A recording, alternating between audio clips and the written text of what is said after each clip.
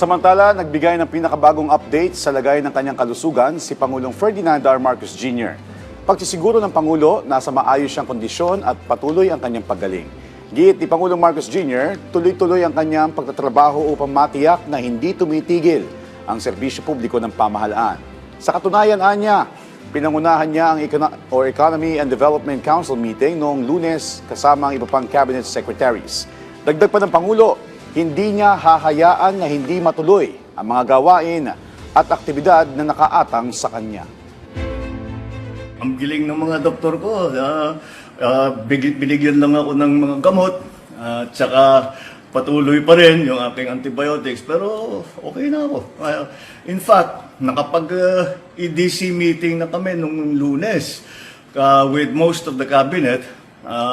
So, I'm back in, pero medyo nagtatampo sa akin yung mga doktor ko. Kasi sinasabi nila, wag muna. Sabi ko, hindi ko naman pwede pag-antayin lahat ng mga nangyayari.